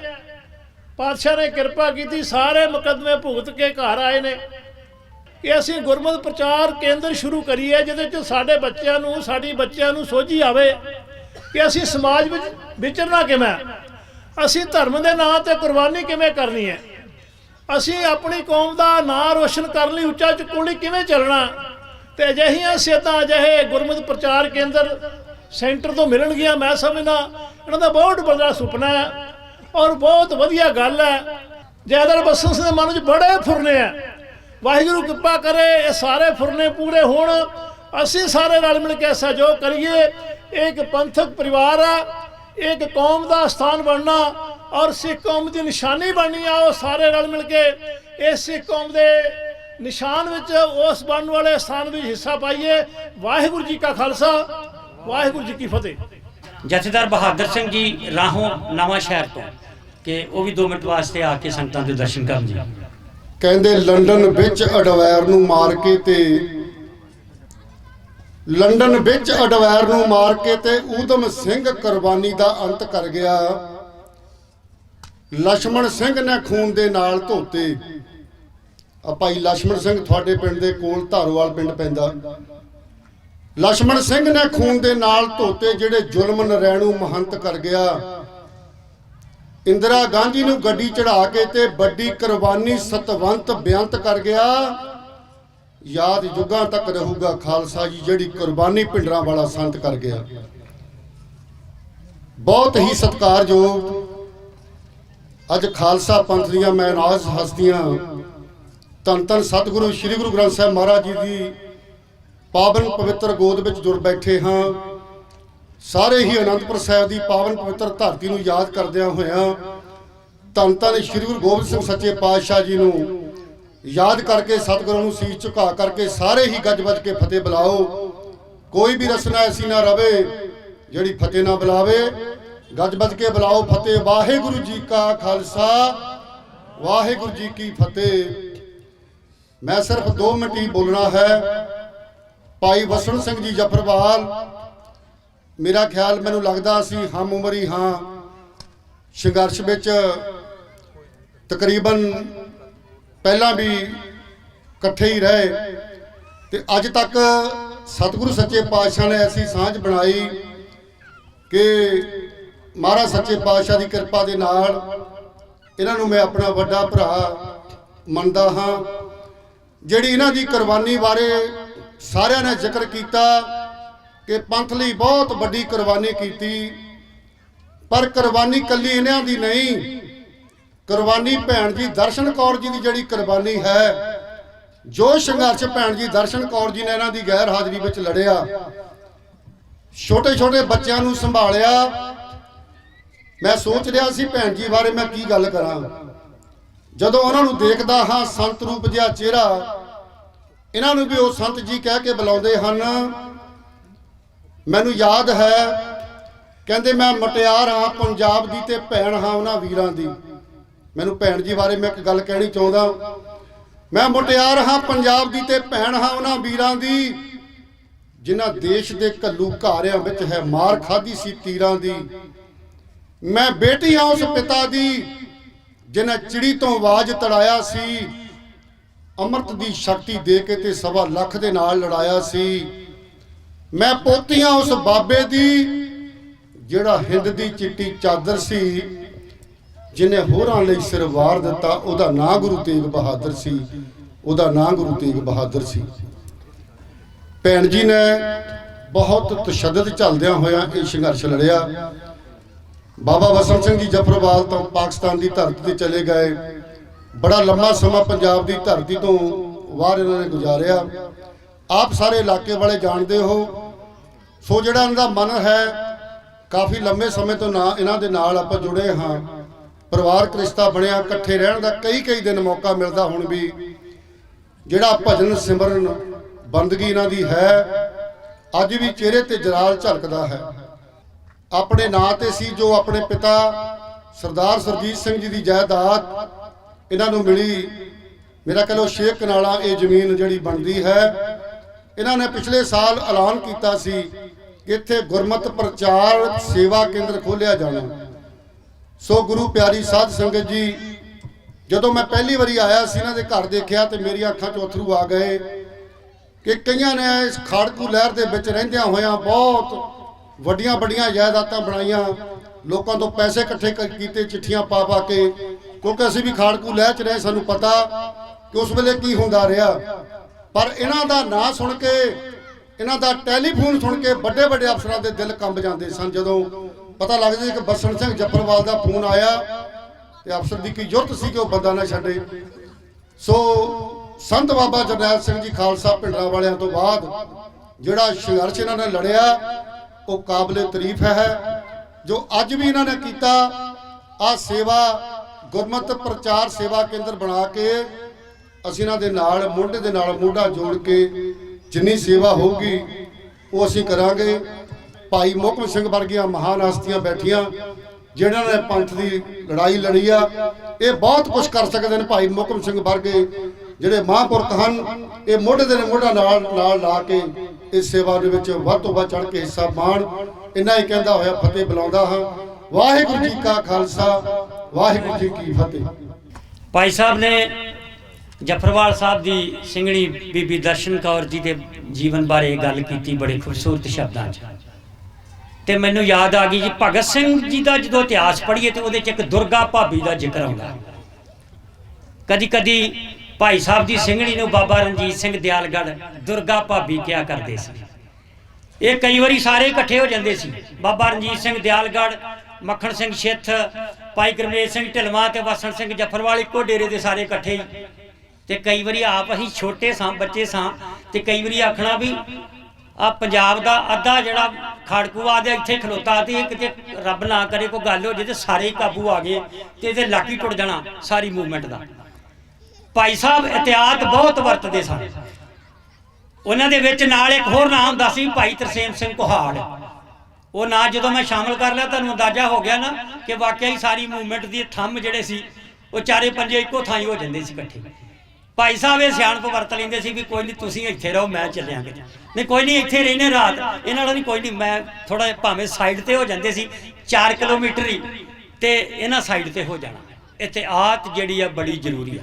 ਇਹ soldier should live as he can, ਇਹ ਅੰਗਰੇਜ਼ੀ ਦੀ ਕਹਾਵਤ ਹੈ ਕਿ ਇੱਕ ਸਿਪਾਹੀ ਨੂੰ ਉਦੋਂ ਤੱਕ ਜਿੰਦਾ ਰਹਿਣਾ ਚਾਹੀਦਾ ਜਦੋਂ ਤੱਕ ਉਹ ਰਹਿ ਸਕਦਾ। ਸਾਰੇ ਸ਼ਹੀਦ ਹੀ ਹੋ ਗਏ ਤੇ ਜਿੱਤ ਦੀ ਟਰੋਫੀ ਕਿੰਨੇ ਫੜਨੀ ਆ? ਤੇ ਜੇ ਅੱਜ ਜਿਉਂਦੇ ਨੇ ਤੇ ਕਈ ਲੋਕਾਂ ਨੂੰ ਗੱਲਾਂ ਕਰਨ ਦਾ ਮੌਕਾ ਮਿਲਦਾ। ਫਿਰ ਸਾਹਾਂ ਦੀ ਗਿਣਤੀ ਸਤਿਗੁਰੂ ਨੇ ਲਿਖੀ ਆ, ਮਰਨ ਲਿਖਾਏ ਮੰਡਲ ਮੇ ਆਏ, ਮੈਂ ਬਹੁਤ ਵਾਰ ਆਪਣੀ ਵੀਡੀਓਜ਼ 'ਚ ਵੀ ਜ਼ਿਕਰ ਕਰਦਾ। ਔਰ ਕਈ ਵਾਰੀ ਉਹ ਚਿੰਤਤ ਹੁੰਦੇ ਸਨ ਨਾਲ ਦੇ ਸਿੰਘਾਂ ਦੇ ਵਿੱਚ ਵੀ ਭਾਈ ਸਾਹਿਬ ਨੂੰ ਇਹਨਾਂ ਨੂੰ ਬੇਨਤੀ ਕਰੀਏ ਵੀ ਉਧਰ ਚਲੇ ਜਾਣ, ਉਧਰ ਲੰਘ ਜਾਣ, ਕਿਉਂਕਿ ਮੁਸ਼ਕਲ ਬੜੀ ਆ, ਇਹਨਾਂ ਦਾ ਨਾਂ ਬੜਾ ਵੱਡਾ ਸੀਗਾ। ਪਰ ਫਿਰ ਵੀ ਵੇਖੋ ਸਤਿਗੁਰ ਨੇ ਉਹ ਇਹ 1985 ਦੀ ਤੁਹਾਨੂੰ ਮੈਂ ਗੱਲ ਦੱਸ ਰਿਹਾ ਜਦੋਂ ਇਕੱਠੇ ਹੁੰਦੇ ਰਹੇ ਤੇ ਸਤਿਗੁਰ ਦੀ ਕਿਰਪਾ ਨਾਲ 84-85 ਦੇ ਇਹਨਾਂ ਨਾਲ ਤੁਰੇ ਫਿਰਦੇ। ਮੈਂ ਭਾਈ ਸਾਹਿਬ ਨੂੰ ਕਿਹਾ, ਮੈਂ ਭਾਈ ਸਾਹਿਬ ਫੋਨ ਬੜੇ ਆਉਂਦੇ ਆ, ਆਂਦੇ ਵੀ ਜਥੇਦਾਰ ਵਸਣ ਸਿੰਘ ਜਫਰਵਾਲ ਨਾਲ ਇੰਟਰਵਿਊ ਕਰ। ਮੈਂ ਕਿਹਾ ਜੀ ਕਰ ਲੈਨੇ ਆ। ਤੇ ਮੈਂ ਭਾਈ ਸਾਹਿਬ ਨੂੰ ਆਖਿਆ ਜੀ ਮੈਂ ਪਹਿਲਾ ਹੀ ਸਵਾਲ ਉਹ ਆਂਦੇ ਆ ਭਾਈ ਵਸਣ ਸਿੰਘ ਜਫਰਵਾਲ ਨੂੰ ਇਹ ਸਵਾਲ ਕਰਨਾ ਹੀ ਵੀ ਤੈਨੂੰ ਗੋਲੀ ਕਿਉਂ ਨਹੀਂ ਮਾਰੀ ਪੁਲਿਸ ਨੇ? ਤੇ ਮੈਨੂੰ ਅੱਗੋਂ ਆਂਦੇ ਕਹਿੰਦੇ ਮੈਂ ਫਿਰ ਆਖੂ ਵੀ ਤੈਨੂੰ ਕਿਉਂ ਨਹੀਂ ਮਾਰੀ, ਤੂੰ ਵੀ ਤੇ ਸਾਡੇ ਹੀ ਨਾਲ ਦਾ। ਮੈਂ ਕਿਹਾ ਜੀ ਇਹ ਤੇ ਤੁਹਾਨੂੰ ਪਤਾ, ਲੋਕਾਂ ਨੂੰ ਥੋੜਾ ਪਤਾ। ਆਂਦੇ ਫਿਰ ਮੈਂ ਦੱਸ ਦੂੰ ਨਾ ਲੋਕਾਂ ਨੂੰ। ਇਹ ਗੱਲ ਸੱਚ ਆ ਭਈ ਕੌਣ ਹੈਗਾ ਕੌਣ ਨਹੀਂ ਇਹ ਸਤਿਗੁਰ ਦੀ ਮਰਜ਼ੀ ਹੈ। ਪਰ ਇਹ ਵੀ ਸੱਚ ਗੱਲ ਆ ਭਈ ਅਸੀਂ ਬਹੁਤੇ ਖੁਸ਼ ਵੀ ਨਹੀਂ, ਉਹ ਸ਼ਹਾਦਤ ਵਾਲਾ ਰੁਤਬਾ ਤਾਂ ਨਹੀਂ ਨਾ ਸਾਨੂੰ ਮਿਲਿਆ ਕਿ ਗਾਂ ਪਤਾ ਨਹੀਂ ਮਿਲਦਾ ਕਿ ਨਹੀਂ ਮਿਲਦਾ, ਕੀ ਬਣਨਾ ਕੀ ਨਹੀਂ ਬਣਨਾ। ਅੱਜ ਵਾਰਾਂ ਉਹਨਾਂ ਦੀਆਂ ਗਾਈਆਂ ਜਾਂਦੀਆਂ ਨੇ ਤੇ ਸਾਨੂੰ ਤੇ ਫਿਰ ਹਾਰੇ ਹੋਏ ਜਰਨੈਲਾਂ ਵਾਂਗੂ ਯਾਦ ਕਰਨਗੇ ਨਾ ਲੋਕੀ। ਪਰ ਚਲੋ ਕੋਈ ਨਹੀਂ, ਸਤਿਗੁਰੂ ਕਿਰਪਾ ਕਰਨਗੇ। ਇੱਥੇ ਕੋਈ ਪਤਾ ਨਹੀਂ ਬਾਬਾ ਦੀਪ ਸਿੰਘ ਜੀ ਵਾਂਗੂ 80 ਸਾਲ ਦੀ ਉਮਰ 'ਚ ਵੀ ਖੰਡਾ ਖੜਕਾਤਾ ਸੀ ਜਦੋਂ ਸਤਿਗੁਰੂ ਨੇ ਸੇਵਾ ਲੈਣੀ ਲੈ ਹੀ ਲੈਣੀ ਹੈ। ਮੈਂ ਬੇਨਤੀ ਕਰਾਂ ਸਰਦਾਰ ਗੁਰਿੰਦਰ ਸਿੰਘ ਜੀ ਬਾਜਵਾ ਸਾਹਿਬ, ਕਰਤਾਰਪੁਰ ਸਾਹਿਬ ਦੇ ਲਾਂਘੇ ਦੀ ਜਦੋਂ ਗੱਲ ਆਏਗੀ ਤੇ ਬਾਜਵਾ ਸਾਹਿਬ ਦਾ ਨਾਮ ਬੜੇ ਸਤਿਕਾਰ ਨਾਲ ਲਿਆ ਜਾਏਗਾ। ਬੜੀ ਜਦੋਜਹਿਦ ਕੀਤੀ ਹੈ ਇਹਨਾਂ ਨੇ ਤੇ 2 ਮਿੰਟ ਵਾਸਤੇ ਉਹ ਵੀ ਸੰਗਤ ਦੇ ਦਰਸ਼ਨ ਕਰਨਗੇ। ਗੁਰੂ ਗ੍ਰੰਥ ਸਾਹਿਬ ਜੀ ਦੀ ਹਜ਼ੂਰੀ 'ਚ ਬੈਠੀ ਸਾਧ ਸੰਗਤ ਜੀ, ਵਾਹਿਗੁਰੂ ਜੀ ਕਾ ਖਾਲਸਾ ਵਾਹਿਗੁਰੂ ਜੀ ਕੀ ਫਤਿਹ। ਅੱਜ ਜਥੇਦਾਰ ਵਸਣ ਸਿੰਘ ਜੀ ਜਫਰਵਾਲ ਨੇ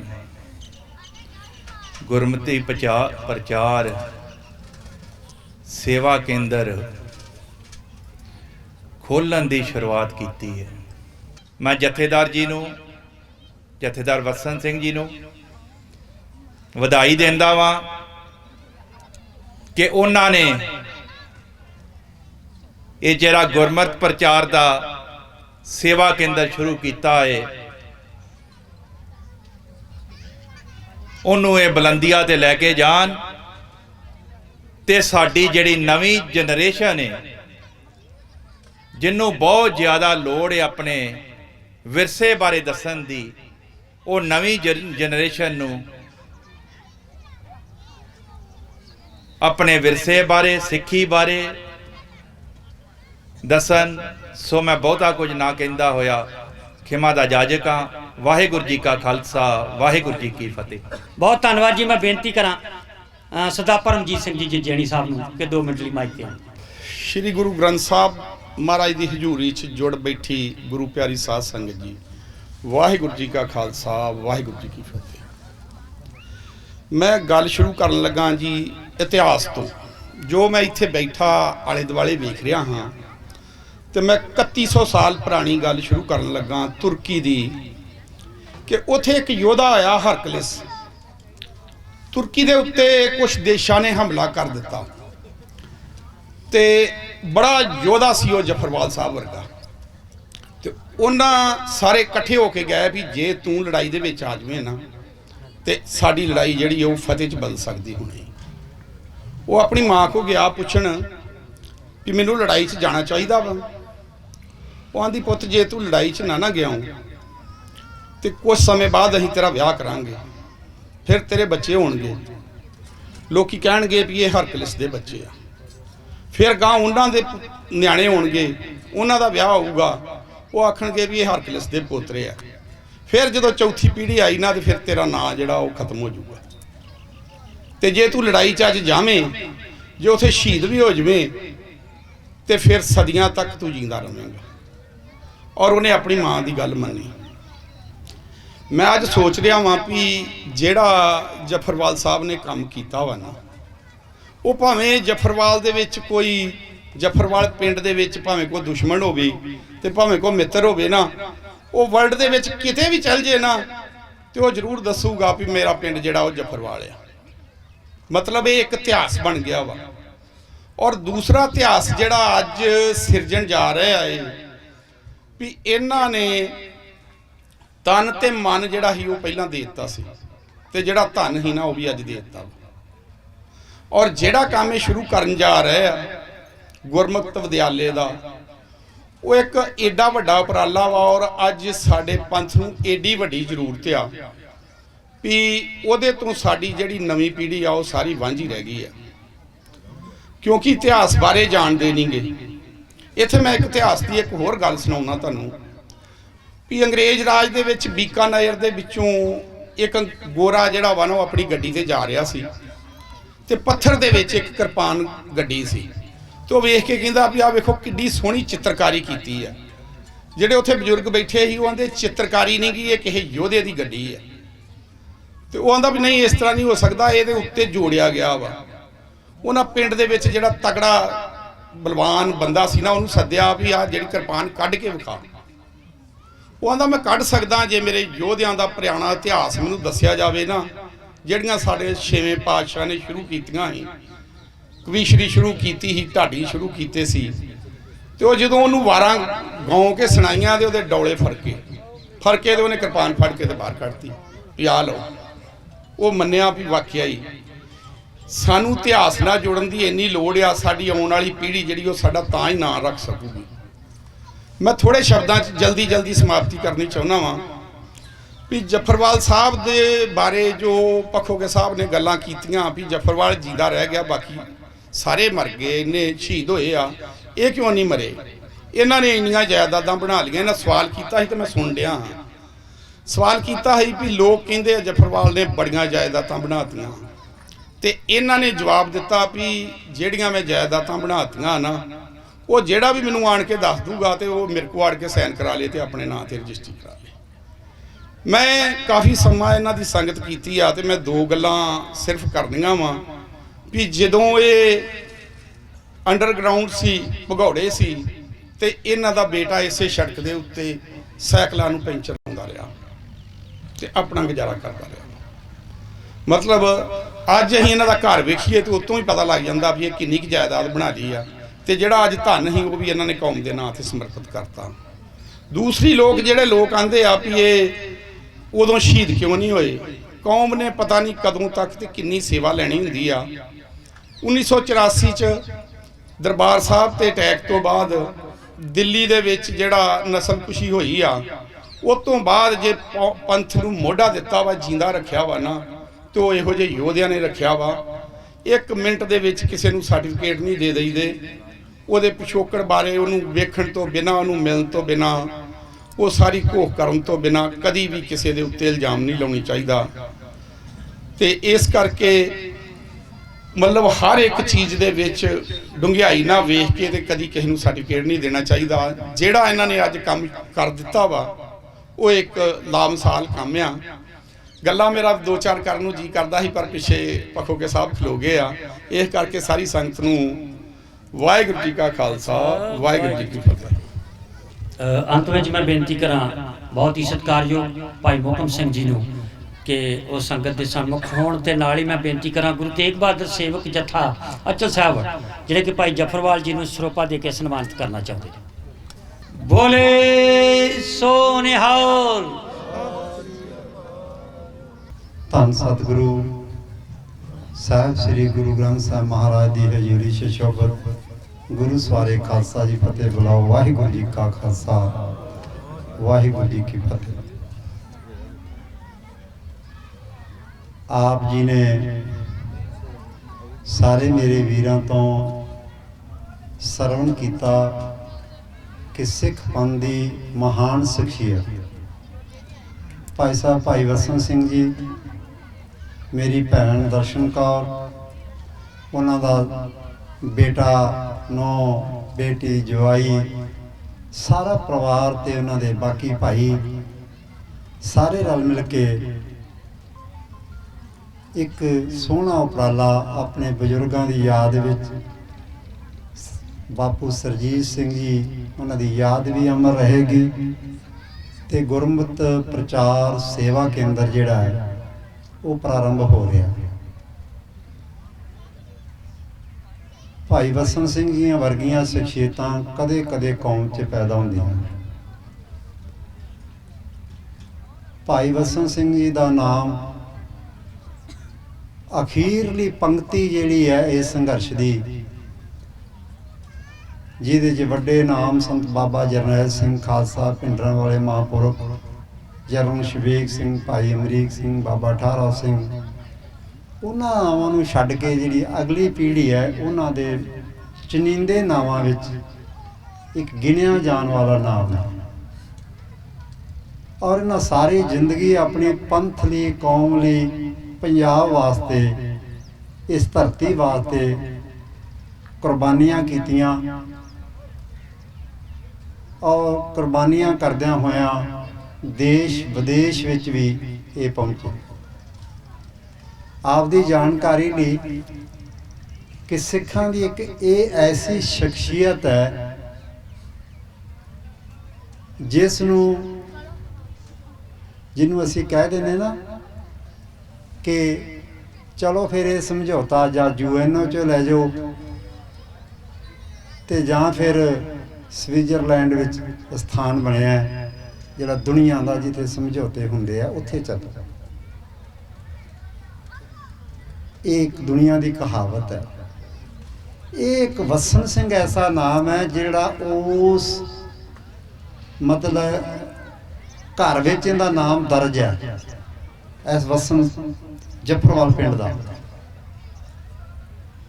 ਤੇ ਉਹਨਾਂ ਨੇ ਆਪਣੇ ਵੱਲੋਂ ਆਪਣੇ ਸ਼ਹਿਰ 'ਚ ਆਪ ਸਰਨ ਦੇ ਕੇ ਤੇ ਸਾਰਾ ਖਰਚਾ ਵੀ ਉੱਥੋਂ ਦਾ ਇਹਨਾਂ ਨੂੰ ਦਿੱਤਾ ਕਿ ਤੂੰ ਖਰਚਾ ਵੀ ਤੇਰਾ ਸਾਡਾ ਹੋਏਗਾ। ਸਾਰੇ ਸੰਘਰਸ਼ 'ਚ ਕੋਈ ਇੱਕ ਵੀ ਹੋਰ ਵਿਅਕਤੀ ਦਾ ਨਾਂ ਨਹੀਂ ਐਸਾ। ਤੇ ਉਹ ਜੋ ਸੇਵਾ ਦਿੰਦੇ ਸੀ, ਖਾਣ ਪੀਣ ਜੋਗਾ, ਰੋਟੀ ਜੋਗਾ ਰੱਖ ਕੇ ਸਾਰਾ ਜਿਹੜਾ ਸੀ ਇੱਦਾਂ ਹੀ ਪੰਥ 'ਚ ਵਰਤਾ ਦਿੰਦੇ ਸੀ। ਤੇ ਜਦ ਘਰ ਵਾਪਸ ਆਏ ਤੇ ਜਿਹੜਾ ਕਮਰਾ ਛੱਡ ਕੇ ਗਏ ਸੀ ਨਾ, ਉਸੇ ਕਮਰੇ 'ਚ ਆ ਕੇ ਬੈਠੇ। ਇੱਕ ਦਿਨ ਮੈਂ ਤੇ ਭਾਈ ਵਸਨ ਸਿੰਘ ਜੇਲ੍ਹ 'ਚ ਸਰਬੱਤ ਖਾਲਸਾ ਦਰਬਾਰ ਲੁਧਿਆਣਾ ਜੇਲ੍ਹ 'ਚ ਗੱਲ ਸੁਣਾਈ, ਮੈਂ ਤੁਹਾਡੇ ਨਾਲ ਸਾਂਝੀ ਕਰਨੀ ਚਾਹੁੰਦਾ। ਕਹਿੰਦੇ ਮੇਰਾ ਬੇਟਾ ਸਕੂਲ 'ਚ ਪੜ੍ਹਦਾ ਸੀ ਤੇ ਇੱਕ ਭਰਾ ਸ਼ੈਨ ਸਕਾ ਸੀ ਜਾਂ ਚਾਚੇ ਤਾਏ ਦਾ ਸੀ, ਉਹਦੀ ਗੁਰੇਤਾ ਬਜਰੀ ਦੀ ਛੋਟੀ ਜੀ ਦੁਕਾਨ ਹੋਣੀ ਆ, ਇੱਟਾਂ ਉੱਟਾਂ ਰੱਖੀਆਂ ਸੀ। ਕਹਿੰਦਾ ਬੇਟਾ ਇੱਕ ਦਿਨ ਸਾਈਕਲਾਂ ਨੂੰ ਪੈਂਚਰ ਲਾਉਣ ਵਾਲਾ ਜਿਹੜਾ ਸਮਾਨ ਨਹੀਂ ਹੁੰਦਾ, ਉਹ ਅੱਡਾ ਜਾਂ ਤੇ ਦੂਜਾ ਤੀਜਾ, ਉਹ ਲੈ ਕੇ ਆ ਕੇ ਕਹਿੰਦਾ ਚਾਚਾ ਮੈਂ ਤੇਰੇ ਲਾਗੇ ਇੱਥੇ ਬਹਿ ਜਾਵਾਂ। ਘਰ ਦੀ ਉਪਜੀਵਕਾ ਇੰਨੀ ਤੰਗੀ ਵਾਲੀ। ਉਹ ਭਰਾ ਕਹਿਣ ਲੱਗਾ ਇਹਨਾਂ ਦਾ, ਨਹੀਂ ਨਹੀਂ ਤੂੰ ਨਾ ਕਾਕਾ ਤੂੰ ਪੜ੍ਹਾਈ ਕਰ, ਤੂੰ ਇਹ ਕੰਮ ਨਹੀਂ ਕਰਨਾ। ਕਹਿੰਦਾ ਨਹੀਂ, ਮੇਰਾ ਬਾਪ ਕੌਮ ਲਈ ਕਿਰਤ ਕਰ ਰਿਹਾ, ਮੈਂ ਆਪਣੇ ਪਰਿਵਾਰ ਲਈ ਨਹੀਂ ਕਰ ਸਕਦਾ। ਛੋਟਾ ਜਿਹਾ ਬੱਚਾ, ਔਰ ਉਹ ਸਾਈਕਲਾਂ ਦੇ ਪੈਂਚਰ ਲਾਉਣ ਵਾਸਤੇ ਦੁਕਾਨ ਦੇ ਮੂਹਰੇ ਬਹਿ ਗਿਆ। ਨਿਗਾਹ ਮਾਰੀਏ ਫਿਰ ਪਤਾ ਲੱਗਦਾ ਆਪਣੇ ਪਰਿਵਾਰ ਨੂੰ ਛੱਡ ਜਾਣਾ ਰੜੇ ਮੈਦਾਨ, ਕੌਮ ਲਈ ਲੜਦੇ ਰਹਿਣਾ, ਕੌਮ ਲਈ ਜੂਝਦੇ ਰਹਿਣਾ। ਮੈਂ ਇਹ ਗੱਲ ਇਹਨਾਂ ਦੇ ਮੁਖੋਂ ਸੁਣੀ ਔਰ ਇੰਨਾ ਮੇਰਾ ਉਸ ਦਿਨ ਮਨ ਜਿਹੜਾ ਸੀ ਉਹਦੇ ਤੇ ਅਸਰ ਹੋਇਆ। ਅਸੀਂ ਇਕੱਠੇ ਕਈ ਮਹੀਨੇ ਰਹੇ ਤੇ ਕਿ ਇਹੋ ਜਿਹੀਆਂ ਸ਼ਖਸੀਅਤਾਂ ਕੌਮ 'ਚ ਕਿੱਥੋਂ ਆਉਣਗੀਆਂ। ਅਸੀਂ ਹੀਰੇ ਗਵਾ ਦਿੱਤੇ ਆ, ਹੀਰੇ ਲੁਟਾ ਦਿੱਤੇ ਆ। ਇੱਕ ਕਹਾਵਤ ਸੀ, ਆਪਾਂ ਆਮ ਕਹਿੰਦੇ ਹੁੰਦੇ ਆ, ਸੁਣਦੇ ਵੀ ਰਹੇ ਆ, ਨਹੀਂਓ ਲੱਭਣੇ ਲਾਲ ਗਵਾਚੇ, ਮਿੱਟੀ ਨਾ ਫਰੋਲ ਜੋਗਿਆ। ਅਸੀਂ ਆਪਣੀ ਕੌਮ ਦੇ ਹੀਰੇ ਗਵਾ ਦਿੱਤੇ ਉਹਨਾਂ ਦੀ ਸਾਂਭ ਸੰਭਾਲ ਨਹੀਂ ਕੀਤੀ, ਉਹਨਾਂ ਦੇ ਜੀਵਨ, ਉਹਨਾਂ ਦੀਆਂ ਕੁਰਬਾਨੀਆਂ, ਉਹਨਾਂ ਜਿਹੜੀਆਂ ਘਾਲੀਆਂ ਨੇ, ਕਦੇ ਉਹਨਾਂ ਦਾ ਖਿਆਲ ਨਹੀਂ ਕੀਤਾ। ਇਹਨਾਂ ਦਾ ਸਾਥੀ ਬਾਬਾ ਮਾਨੋਚਾਲ ਸੀ, ਇਹਨਾਂ ਦਾ ਹੀ ਸਾਥੀ ਅਰੂੜ ਸਿੰਘ, ਭਾਈ ਗੁਰਦੇਵ ਸਿੰਘ ਸਮਾਨਵਾਲਾ ਪੰਥਕ ਕਮੇਟੀ ਸੀ। ਕਿੰਨੀ ਕੁਰਬਾਨੀ ਕੀਤੀ। 8 ਜੀ ਬਾਬੇ ਮਾਨੋਚਾਲ ਦੇ ਸ਼ਹੀਦ ਹੋ ਗਏ ਪਰਿਵਾਰ ਦੇ। ਕਹਿ ਦੇਣਾ 8 ਜੀ, ਫਿਰ ਅਸੀਂ ਉਂਗਲ ਕਰ ਦਿੰਦੇ ਉਹ ਅੱਛਾ ਹੋਣਾ ਕੋਈ ਪਤਾ ਨਹੀਂ। ਜਦੋਂ ਕਿਸੇ ਦਾ ਬਾਪ, ਮਾਂ, ਭਰਾ, ਸਭ ਕੁਝ 8 ਜੀ ਘਰ ਦੇ ਕੌਮ ਦੇ ਕੋ ਮਾਰ ਦਿੱਤੇ ਜਾਣ ਤੇ ਸਾਡੀ ਕੌਮ ਦੇ ਆਗੂ ਫੇਰ ਵੀ, ਸਾਡੀ ਕੌਮ ਦੇ ਲੋਕ ਫੇਰ ਉਂਗਲਾਂ ਕਰਨ ਤੇ ਘਰ ਵਿੱਚ ਪੁਲਿਸ ਦੀ ਚੌਂਕੀ ਬੈਠੀ ਹੋਈ ਸੀ, ਜਿਹੜੀ ਕਿ ਅਸੀਂ ਪਿਛਲੇ ਸਾਲ ਜਦੋਂ ਵਿਸਾਖੀ ਦੇ ਨੇੜੇ ਠਾਈ, ਉਹ ਵੀ ਇਹ ਦਬਾ ਨਾ ਠਾਈ ਕਿ ਅਸੀਂ ਇੱਥੇ ਧਰਨਾ ਮਾਰ ਕੇ ਥਾਣੇ ਦੇ ਮੂਹਰੇ ਬਾਂਗੇ ਵੀ ਤੁਸੀਂ ਉਹਦੇ ਘਰ ਵਿੱਚ ਅੱਜ ਤੱਕ ਚੌਂਕੀ ਰੱਖੀ ਹੋਈ ਹੈ। ਕਾਲੀ ਸਰਕਾਰਾਂ ਵੀ ਆਈਆਂ ਤੇ ਕਾਂਗਰਸੀ ਵੀ ਆਈਆਂ, ਉਹਦੇ ਘਰ ਵਿੱਚ ਪੁਲਿਸ ਦੀ ਚੌਂਕੀ ਸੀ, ਕਬਜ਼ਾ ਸੀ ਪੁਲਿਸ ਦਾ, ਹੁਣ ਖਾਲੀ ਕਰਾ ਕੇ ਦਿੱਤਾ। ਇਹ ਹਾਲ ਹੈ ਜਦੋਂ ਸਾਰੀਆਂ ਸਰਕਾਰਾਂ ਲੜਨ ਲੱਗ ਜਾਣ ਬੰਦਿਆਂ ਦੇ ਨਾਲ, ਵਿਅਕਤੀਆਂ ਦੇ ਨਾਲ, ਤੇ ਫਿਰ ਵੀ ਵਿਅਕਤੀ ਆਪਣੀ ਕੌਮ ਦਾ ਸਿਰ ਨਾ ਨੀਵਾਂ ਹੋਣ ਦੇਣ, ਆਪਣਾ ਸਿਰ ਨਾ ਨੀਵਾਂ ਹੋਣ ਦੇਣ ਤੇ ਜੂਝਦੇ ਰਹਿਣ, ਲੜਦੇ ਰਹਿਣ। ਇਹੋ ਜਿਹੀਆਂ ਸ਼ਖਸੀਅਤਾਂ ਸਾਡੀ ਕੌਮ 'ਚ ਹੁੰਦੀਆਂ ਰਹੀਆਂ ਨੇ ਪੈਦਾ, ਹੁਣ ਵੀ ਹੈ। ਕਲਗੀਆਂ ਦਾ ਪਾਤਸ਼ਾਹ ਉਹ ਜਾਣੀ ਜਾਣ ਇੱਦਾਂ ਹੀ ਭੇਜਦਾ ਰਹੇਗਾ। ਇਹ ਕੌਮ ਨੂੰ ਢਾਹ ਨਹੀਂ ਲੱਗੇਗੀ, ਇਹ ਸਦਾ ਹੀ ਚੜ੍ਹਦੀ ਕਲਾ ਵਿੱਚ ਰਹੇਗੀ। ਸੋ ਮੈਂ ਜਿਹੜੀ ਇਹ ਗੱਲ ਕਹੀ ਹੈ ਕਨਫਰਮ ਕਰ ਲਿਓ। 4 ਅਕਾਲੀ ਸਰਕਾਰਾਂ ਆਈਆਂ, ਉਦੋਂ ਬਾਅਦ ਇੱਕ ਬਰਨਾਲੇ ਦੀ, 3 ਬਾਦਲ ਦੀਆਂ, ਕਾਂਗਰਸ ਦੀਆਂ ਵੀ ਆਈਆਂ 3, ਤੇ ਗਵਰਨਰੀ ਰਾਜ ਵੀ ਰਿਹਾ ਤੇ ਉੱਥੇ ਪੁਲਿਸ ਦਾ ਕਬਜ਼ਾ ਰਿਹਾ ਉਹਦੇ ਘਰ ਦੇ ਵਿੱਚ। ਇਹੀ ਹਾਲ ਮਾਨੋ ਜੇ ਇਹਦਾ ਘਰ ਜਿਹੜਾ ਇੱਥੇ ਚੌਂਕੀ ਬੈਠਣ ਜੋਗੀ ਥਾਂ ਹੀ ਨਹੀਂ ਸੀ, ਨਹੀਂ ਤੇ ਇੱਥੇ ਵੀ ਬਿਠਾ ਦਿੰਦੇ, ਇੱਥੇ ਵੀ ਲਿਆ ਕੇ ਲਾ ਲੈਂਦੇ ਆਪਣੇ ਉਹ ਜਿਹੜਾ ਸਮਾਨ ਸਮੂਨ ਜਿਹਾ ਰੱਖਦੇ ਹੁੰਦੇ ਲਿਆ ਕੇ। ਪਰ ਵੀਰੋ ਇਹਨਾਂ ਨੇ ਸਾਡੀ ਕੌਮ ਦਾ ਸਿਰ ਨਹੀਂ ਆਉਣ ਦਿੱਤਾ। ਮੈਂ ਤਾਂ ਇਹੀ ਬੇਨਤੀ ਕਰਾਂਗਾ ਕਿ ਦਦਾਰੀ ਸਿੱਖ ਹੈ, ਦਰਸ਼ਨ ਕੀਤਿਆਂ ਭੁੱਖ ਲੱਗਦੀ ਹੈ। ਔਰ ਨਾਮ ਬਾਣੀ ਵਾਲਾ ਮੈਂ ਦੇਖਿਆ 1 ਵਜੇ ਠੰਡੇ ਪਾਣੀ ਨਾਲ ਰੋਜ਼ ਨਹਾਉਣਾ, ਸਿਆਲ ਦੇ ਦਿਨ ਸੀ, 1 ਵਜੇ ਨਹਾ ਕੇ ਤੇ ਕੱਪੜਾ ਲੈ ਕੇ ਵਲੇਟ ਕੇ ਤੇ ਬਹਿ ਜਾਣਾ ਚੌਂਕੜੀ ਮਾਰ ਕੇ। ਮੈਂ ਆਪ ਇਹਨੂੰ ਅੱਖੀ ਵੇਖਦਾ ਰਿਹਾ ਕਿ ਮੇਰੇ ਤੋਂ ਪਹਿਲਾਂ ਹੀ ਉੱਠ ਕੇ ਕਿੰਨਾ ਚਿਰੀ ਤੇ ਇਹਦਾ ਨਿਤਨੇਮ ਵੀ ਹੋਇਆ ਹੁੰਦਾ ਸੀ। ਅਸੀਂ ਮਹਾਂ 3-4 ਵਜੇ ਮਹਾਂ ਹਿਲਣਾ ਸਿਆਲ ਦੇ ਨਾਲ, ਇਹ ਤੜਕੇ 1 ਵਜੇ ਨਹਾਤਾ ਹੁੰਦਾ ਸੀ। ਇਹੋ ਜਿਹੀਆਂ ਸ਼ਖਸੀਅਤਾਂ ਭਾਈ ਸਾਹਿਬ ਕੌਮ 'ਚ ਕਦੇ ਕਦੇ ਆਉਂਦੀਆਂ ਨੇ। ਇਹਨਾਂ ਨੇ ਫੁਰਨਾ ਕੀਤਾ ਅਸਥਾਨ ਬਣਾਉਣ ਦਾ।